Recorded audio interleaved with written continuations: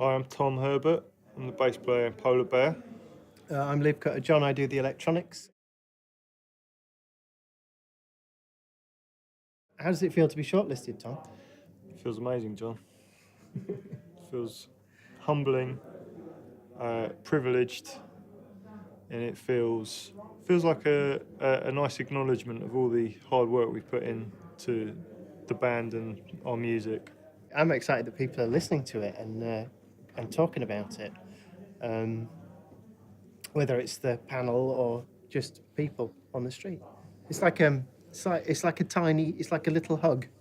Yeah, it's a lovely hug. Yeah.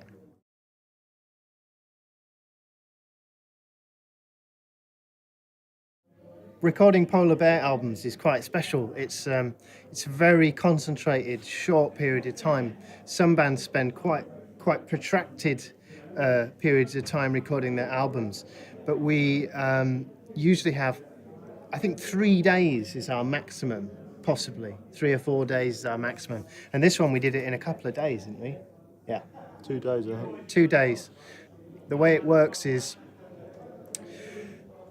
that Seb will write the music and then he'll bring it to us. And usually it brings it to me a little bit before because I do the electronics and it takes me time to program the software for the various different things. But like for Tom, how long had you heard that music before we recorded it? I think we did 2 warm-up gigs playing the music for the first time. We had a little rehearsal. Then we did two shows at the Vortex in London. And then we went into the studio and recorded. Seb was really keen to keep a feeling of spontaneity. And you can feel that in the record. You can feel the liveness and the kind of riskiness of that. Yeah, and he really encouraged us just to not worry about what we were playing, just to do what we felt, and to listen to each other, and just if we felt like going off piste, then we should do that, and be brave.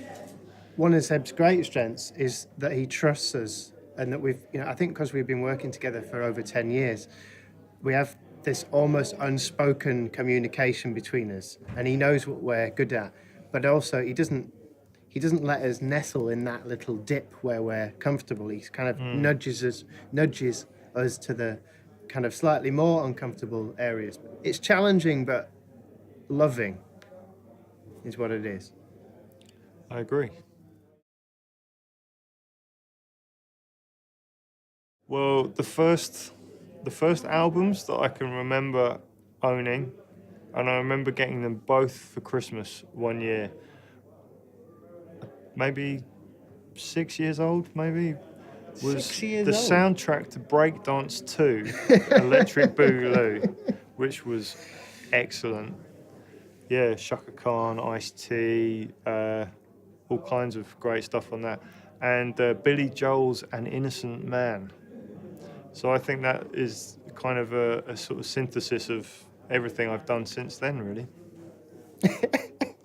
I got given a tape, which I used to play on my Fisher-Price, the beige old 70s Fisher-Price tape recorder, which was sci-fi themes played by an orchestra, and that was quite definitely set things up in my mind. I've always been really into the kind of really grand sounding things.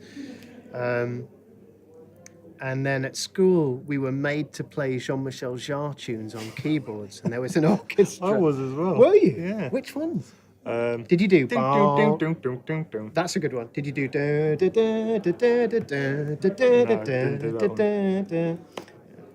So that's what. Yeah. So obviously, Tom and I share that. We didn't know that. Didn't know that until Didn't now. know that. Oh, Yeah. it's beautiful. Lovely. Should we do a laser light show? Yes. Next album will have lasers on it.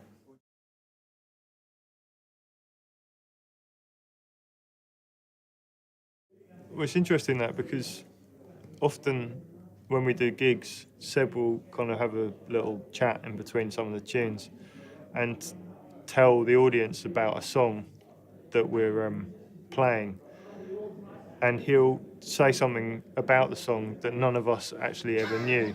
So we're always learning new stuff about the music that we make and where it comes from and what inspired it. So I would say if you want to find out some stuff, come to our gigs.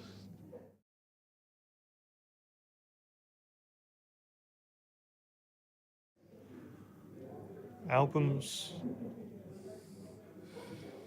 Albums is one of those words. Albums, yeah.